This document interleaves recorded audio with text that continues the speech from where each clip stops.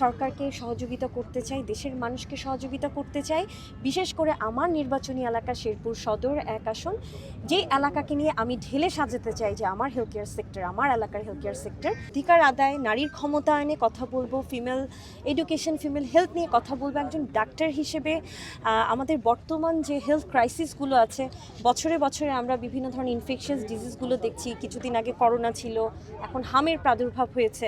তো এই ধরনের একটা ক্রাইসিস আসলে আমাদের পেশেন্টগুলো যে অসহায় বোধ করে, এবং আমাদেরও যে হসপিটাল সেক্টরগুলোতে অনেক মিসম্যানেজমেন্ট আছে, এবং হসপিটাল ইকুইপমেন্টের অভাব আছে, হসপিটাল ম্যান পাওয়ারের অভাব আছে, যার কারণে একটা হুট করে প্রাদুর্ভাব তৈরি হলে হসপিটালগুলো চিকিৎসা দিতে হিমশিম খায়।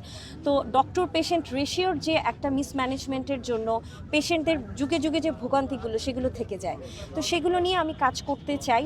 আমাদের দেশের যে সাধারণ রুগীগুলো আছে, যাদের আসলে চিকিৎসা করার মতন প্রাইভেট সেক্টরে পয়সা নেই, এবং সরকারি হাসপাতালগুলোতেও এত রুগীর লাইন যে তারা দীর্ঘদিন অপেক্ষা করতে করতে যে তারা অসহায় বোধ করে। এই জায়গাগুলো নিয়ে আমি আসলে হেলথ পলিসি সেক্টরে কাজ করতে চাই, সরকারকে সহযোগিতা করতে চাই, দেশের মানুষকে সহযোগিতা করতে চাই। বিশেষ করে আমার নির্বাচনী এলাকা শেরপুর সদর 1 আসন, যেই এলাকাকে নিয়ে আমি ঢেলে সাজাতে চাই যে আমার হেলথ কেয়ার সেক্টর, আমার এলাকার হেলথ কেয়ার সেক্টর ডেভেলপ হবে, যেখানে কোনো মানুষ, যেহেতু আমার শেরপুর সদরে কোনো মেডিকেল কলেজ নেই, বেশিরভাগ রোগী ময়মনসিংহ মেডিকেল কলেজে রেফার হয়, এবং বেশিরভাগ রোগী ময়মনসিংহ মেডিকেল কলেজে যাওয়ার পথে মৃত্যুবরণ করে।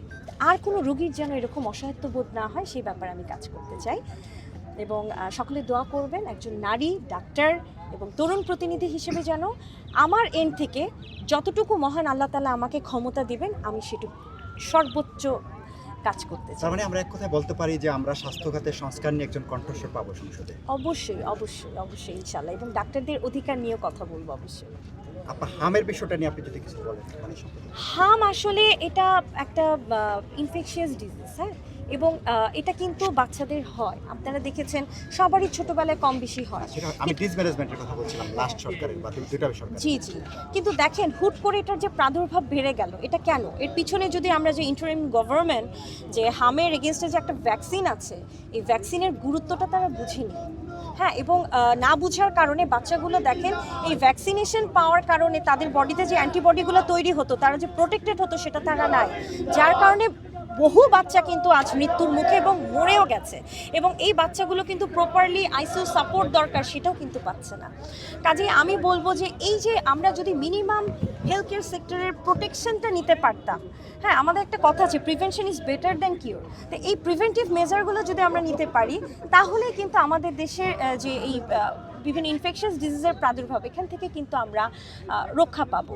তো এই প্রিভেন্টিভ মেজারগুলো বেশি ইম্পর্ট্যান্ট আমি মনে করি। এই হেলথ পলিসি মেকিং যারা করে তাদের অবশ্যই প্রিভেন্টিভ মেজারে গুরুত্ব দিতে হবে। ইন্টারিম গভর্নমেন্ট যে ভুলগুলো করেছে, ভ্যাকসিনেশন ছিল না, এই সরকার, আমি বিশ্বাস করি আমার সরকার অবশ্যই ভ্যাকসিন পর্যাপ্ত আছে, অলরেডি বলা হয়েছে, এবং ভ্যাকসিনেশন প্রপারলি দিলে ইপিআই শিডিউল অনুযায়ী বাচ্চারা অবশ্যই প্রোটেক্টিভ থাকবে। Thank you. ধন্যবাদ।